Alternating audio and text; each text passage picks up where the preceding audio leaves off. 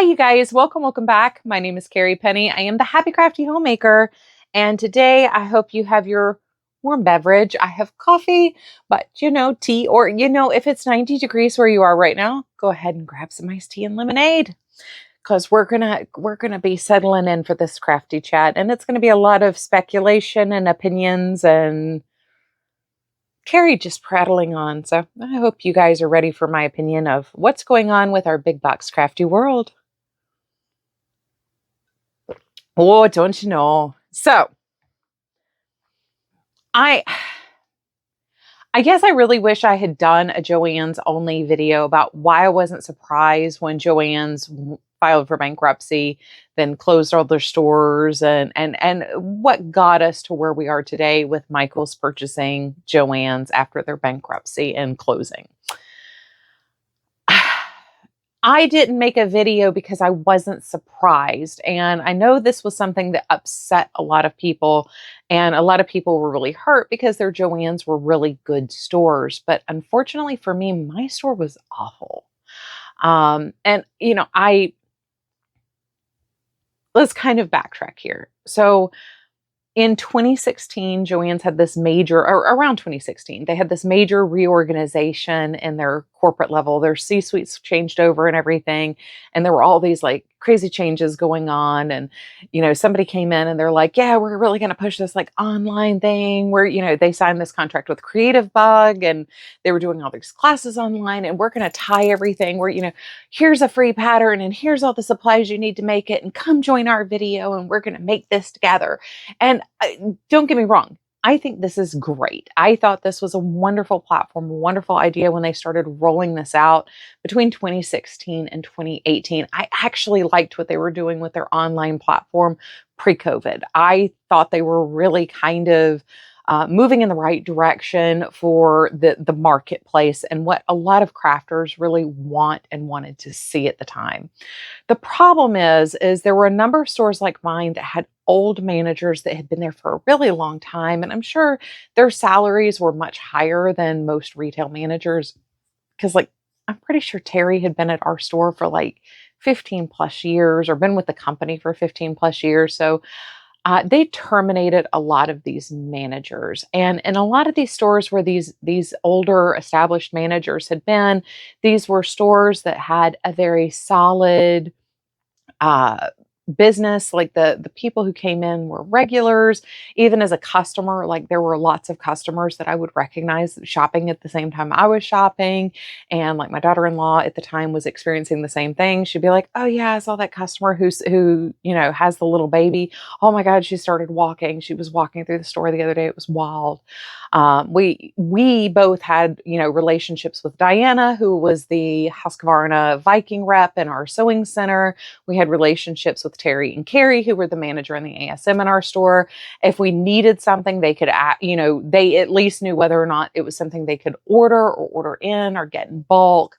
And it was, it was a great store, and it was a wonderful shopping experience. And it's the experience that a lot of you guys were having in your stores that you were missing or knew you were going to be missing as Joann's closed. And I really didn't want to pee in anyone's Cheerios as everything was kind of falling apart. But now I kind of wish I had, because it potentially could have, set up the conversations going forward with Michael's now owning Joann's, and kind of my fears and concerns and everything else with that going on. So for me, my store was great. It was, I thought of the craft stores that we have here in Columbia. We have Michael's, Joann's, and Hobby Lobby, plus a couple of small, like there is an LYS and stuff like that. Like we have smaller stores here that do supply some arts and crafts stuff, but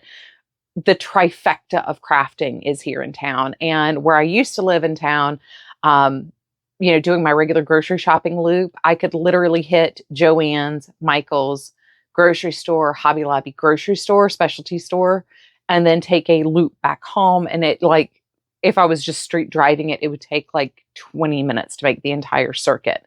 It was fantastic. And you could literally, this store has this on sale, this store has this on sale. And you would need to pass these stores anyway to run your errands. So there was no reason to not, at that point, just pop your head in and do a little shopping while you were at it. So, Hobby Lobby has always really kind of been like home decor, home betterment crafting.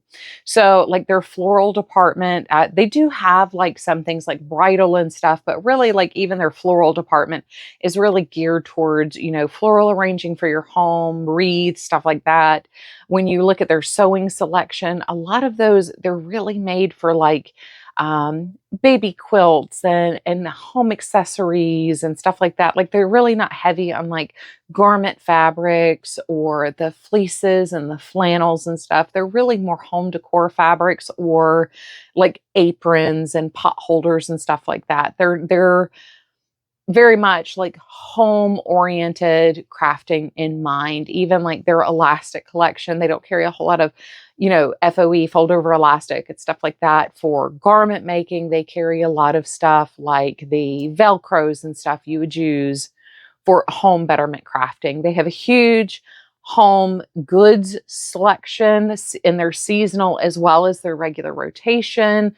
They specialize a lot in like kid friendly things, kid crafting or family crafting, like scrapbooking. They're one of the few big box stores that actually carry scrapbooks and scrapbook supplies now. Even getting your hands on scrapbooking goods in person is very hard, as it's a craft that's kind of waned. It's hard to, like photo corners. Like, where do you go to buy photo corners just for a regular scrapbook? Even if you're not doing like fancy scrapbooking, like you occasionally need these things for physical items. Where do you buy those things? And really, Hobby Lobby is kind of that store in a lot of ways. Joann's has always kind of been more soft crafts. They have a lot of kids crafts. They've always had some beading and stuff like that, but really their primary focus has been fabrics, Joann fabrics, and yarn supplies. Like that's really between those two departments, that's always taken up 50 to 70% of a Joann store. And then you do have, once again, great seasonal. They've always had wonderful seasonal crafts. Like this time of year, you would see a lot of the tie-dye kits and stuff coming out for like the kids being off school. You would see, like the perler bead kits coming out for like Halloween or for Christmas, little maker things for kids to get involved in. But really their primary focus has been sewing and yarn supplies. And even when macrame became so unpopular, they still carried macrame supplies. They were one of the few stores that did. Whereas Michael's Arts and Crafts, that's really what they carried. They carried art supplies as well as kind of, I don't want to say non-skill based crafting, but more set and go crafting. Like to me, Cricut crafting, there's no real learning curve for how to do it. It's more how to use the technology, how to use the machine. So you have more crafts like that going on than like, having to learn stitches and actually learn the skills for crafting.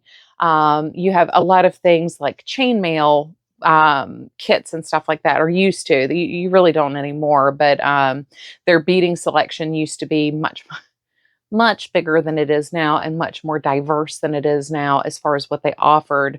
And you would have things like, they actually had like a chainmail class at our store at one point, floral arranging, things like that. But really their primary thing has always been art supplies. Like this store, when I was in high school in Anderson, South Carolina, that store actually used to have painting classes regularly instead of just like the kids classes we see now. I mean, it's always been much more of an arts focused kind of store. And it's also always been more focused to like the home business kind of person, the person who sells their crafts or homewares, versus like the casual crafter or the crafter who just likes to play making things, enjoy making things, delve into it. So it's always kind of been this trifecta of stores that they balanced each other and they each did something, while there was some overlap, they really each kind of did their own thing. And it was kind of wonderful. I knew if I really wanted to get something, like for my Cricut or for paper crafting, I knew exactly which store to go to, especially depending on what kind of item it was that I was searching for at the time. My Joann's, once the management shifted with this corporate change up, its sewing selection really didn't change, but everything else kind of started shrinking. This is also about the same time they signed contracts with companies like AccuQuilt, Cricut, Silhouette, and there was another crafting tool that took up like 3 or 4 panels of a wall. So those contracts with companies like that, they sign contracts, an X% of your stores or X number of stores, we're going to have, 2 to 3 aisle displays and things like, so like these contracts are being managed by the companies that own the product. So, and also those companies set all the sales. So like Cricut might have like a 25% off sale at Joann's, Michael's, and Hobby Lobby. But if you go to Cricut.com, the sale is 35%. And the price might be like 5% cheaper, regular price, to buy it at Cricut.com versus buying it in stores. So these weren't great contracts for the craft stores to be getting into. A company like Walmart, it's really not going to affect because Walmart has a lot of ability to negotiate, but Michael's and Joann's places of negotiation, those price points are a little bit different. And it looks like Hobby Lobby kind of had a completely different contract for those because they're just selling really the machines, not a ton of the other accessories. Whereas Michael's and Joann's had to sign a different contract because they had all the accessories, end caps that were just dedicated to branded items like that. And unable to sell certain things like Sizer vinyl when people wanted to start buying the Sizer brand vinyl instead of the Cricut branded vinyl. I know it took a long time for Michael's to be able to carry a competitor brand to Cricut. So all this huge amount of space in store that was being consumed by these contracts to carry these merchandised lines, that didn't help a lot of these Joann stores because my store, while huge, mine was very, very large compared to a lot of these stores. I was in the minority of having such a large square footage store with so many shelves to work with. But even then, like paper crafting went from like 4 aisles to 2 Cricut and 1 paper crafting. The art supplies went down to like 2. And then we started seeing this expansion of home decor that was like what you expect to see at like Kirkland's Home Goods, TJ Maxx. And they were way overpriced. I mean, like a mug for $16. Yeah, you've got coupons and sales that would regularly come through, but nobody's coming in to buy these things at the prices that they're being listed at. And the coupons at that point are just kind of artificial incentive to purchase home decor items because like say the yarn would stay on sale for 10% off, so you can't use a coupon on it anyway. So their marketing and strategy for a lot of these stores dramatically changed in this time frame. And by the time I left in 2019 to move to Charlotte, my store had stopped stocking things regularly. So the management turnover, we were going through managers every 4 to 6 months. There was no stability in the store. The staff was overturning constantly. They weren't managing the hours appropriately for the store. So they would have like 4 people in the store from 4 p.m. to close, but their busiest time would be noon to 4. So like anytime you would go in there shopping during the day, you couldn't even find a cashier, much less somebody to cut your fabric for you. So we started having like technical issues in the store here. When I moved to Charlotte, of course, it was the end of 2019, right before COVID hit. And I did go to the store in Charlotte a couple of times while I lived there. However, that store had a whole different set of issues that it encountered. So with COVID, it really switched to sewing notions. A lot of the orders that they were getting in that store, and I talked to one of the employees up there, she said they had a huge, huge number and a huge expansion of what they called their temporary items, because the store was being inundated with in-store pickups for fabric, elastic, and stuff to make face masks. And then, you still had kids at home, so they were purchasing a lot of stuff to do with the kids and kids crafts. So they had this temporary stock flux of items that they normally didn't sell a whole lot of. But what happened in all that is their regular shipments of things, like say yarn, really weren't keeping up. So they, by I would say like August 2020, maybe September 2020, when I went in there, really the only yarn that they had, they didn't have a ton of like the big twist yarns or anything. What they had was an overstock and overabundance of 2019's Lion brand summer collection, like the Kobu, Nubu, all that stuff. And they really didn't have a ton of like their yarns or even like other things like the mandalas or the cupcakes or anything like that. They just really didn't have a whole lot of that in stock and store at that point. And as things moved back to normal, we did see that store kind of restocking better and refilling a lot of these areas.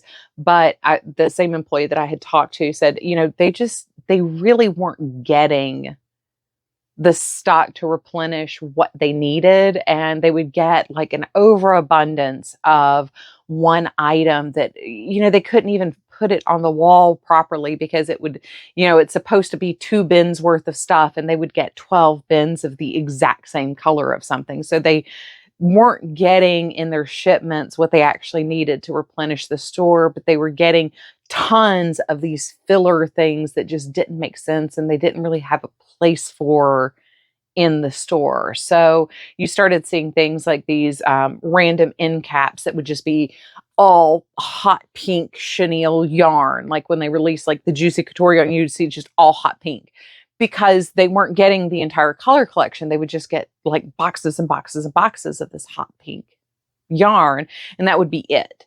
And the rest of the bins that would carry other yarns are hanging out empty. But boy, howdy, you've got tons of this hot pink of one brand of yarn, or baby pink or yellow or whatever it was. And there was no rhyme or reason to it. There was no logic to why they would get tons of these things. At first, they had speculated these were, shop online, pick up on store orders, and people just weren't coming to get them, or they weren't being properly marked, but nobody came to get them. So they're just stuck with a ton of this one item. So it's kind of hard to sell all of that stuff. The store in Charlotte did not have an overabundance of the home decor like the store in Columbia did. Let me go grab the cat real quick. But, I noticed all these changes as, time had gone by in Columbia, and then, moving through COVID and everything else, that Joann's in-store shopping experience just was not keeping up with the quality I had known before that big shift and change and bringing in all these, licensed merchandised lines and stuff like that. And it was really weird because their online shopping experience was beautiful. Oh, it's wonderful. And the selection that they had online and the collections that they had online that I never saw in store, it was amazing what all they had online. And it was so easily searchable and you could easily obtain it. And their shipping was fairly quick and everything. So it's like the part where they were moving to this online platform, it was still doing great up through 2022, maybe 2023. But their in-store experience in a lot of markets was just dropping off in record measures. And it just, they weren't properly stocking stores, replenishing stores, bringing in new stock to these stores. And stores like my store here continued with this weird expansion of home decor items nobody wants. So when we went to move back here in 2023, of course, now I'm, my dentist is right there by that store, everything else. So like at least 4 times in the last 2 years since I moved back, I had gone into that store with expectations of, oh, I'm going to do my old circuit and I'm going to shop the stores that I almost never get to anymore, because the other Joann's is also in a very awkward place that I hate driving to. And I was like, oh, this is going to be great. I get to like stop in there and see what they have in here. And it was awful because you had all this excess home decor stuff and empty spots all over the store. Like in the beading department, there were huge sections of pegs that would just be unfilled. You would have bins of stuff that had just not been unpacked. You would have all these holes all over the yarn wall and stuff. And it's like, it was like walking into a post-apocalyptic store every single time I went in there from the time I moved back to the last time I went in, which was November 2024. So I guess 4 or 5 times in 1 year is pretty much what happened. But it was just never, the Joann's experience that like so many of you guys had, where your store was stocked and your staff was friendly. You could get fabric cut if you needed to. It was just not that experience for me in my store. But I really, the online experience was phenomenal. I really did enjoy shopping the online experience. Their website was very usable. They did have certain things that were only available online, so you could easily find those things. It was a nice shopping experience and very easy to get through, especially if you kind of knew like how to refine your search to get to exactly what you're looking for. So based on what I saw and experienced, especially with things like you're dealing with a store that doesn't clearance things out in a way that's actually going to push merchandise out. So you just have this back stock of things that just hang out. I mean, there were items on the clearance wall, I swear, that were there in 2019 and were still there in 2023 when we moved back. I mean, and I understand we had, 18 to 24 months of just pure chaos with the big C. I understand that, but for your retail establishment to still have items on clearance marked down to 30% off for 4 years is just insanity. You're not selling these items. You're not pushing these items. In many cases, these items, because they're there for so long, continuously get damaged. You're not going to sell them. These aren't items that you're going to sell at this point. You need to mark these out and throw these out. These need to be thrown away, donated, or sent back to corporate, back to the warehouse, because these are items that you need to turn out of your store. They're not selling here. And they were still there. And things like the Pipsqueak yarn. I mean, seriously, that crate of Pipsqueak, eventually it started on the clearance wall. Then they put it in one of those wheelie bins where they have the grates that they zip tie together, and they put like a false bottom in it. And this thing was seriously from the wheel bottom up to about here on me, full of burnout Pipsqueak in yellow, pale blue, and pink. And it smelled like wet dogs because they started wheeling it outside with the big clearance sign on the front of it and everything. And it would get drizzled on. It's humid here, so it would just get all icky. And it was still there for 4 years. I am pretty sure until that store shut its doors, there were at least half-banded balls of that burnout Pipsqueak still on that clearance shelf back there in that store, because it just, they didn't properly merchandise a lot of things like that through their store. Their inventory stayed stagnant because of the amount of clearance the store had. And the clearance sale wasn't even worth purchasing items. I mean, the highest percentage off was 50%, and I could use a coupon to get 50% off of something new that doesn't smell like wet dog. Why would I use, the clearance sticker 50% off to purchase something that I've now got to take care of and make it not stink before I can use it? So, yeah, that's why I didn't talk about Joann's closing, because for me, I could see the writing on the wall a long time ago, and I could see this wasn't getting any better. This wasn't going to get better anytime soon. And the store was just, at the corporate level, these stores were being neglected. They weren't being treated as a priority, and they weren't merchandising these stores and filling these stores with inventory that was actually sellable for a lot of these stores. So um, I know that wasn't the case for everybody. I know this is only for like 15% of the stores. I did talk to a former regional manager once they got rid of the managers and ASMs. They also did a big shift with their regional and district managers as well. They either said you can have a different district, but we need to move you. We're shuffling things around. We're changing this. We're changing that. And like a lot of people left in this zone. So from the store level up, you slowly have had this filtering of changeover of management.